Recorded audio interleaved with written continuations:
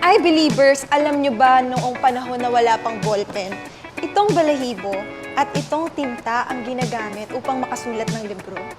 Simple lang gawin to. Ito, tuturuan ko kayo. So, ito, meron tayong balahibo, cutter. Siyempre, mag-ingat tayo sa paghawak ng cutter. First, linisin natin ang mga balahibo malapit sa tip para mas madali siyang hawakan. Ayan.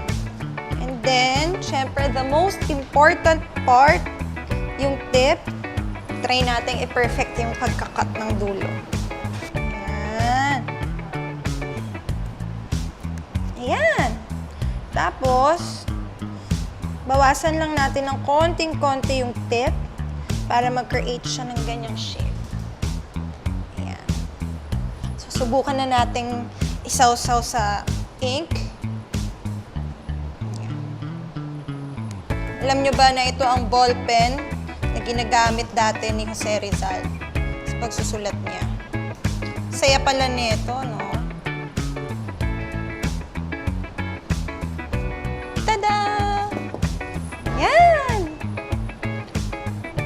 Ayan, mga ka-I Believe, kayang-kaya nyo rin gawin to.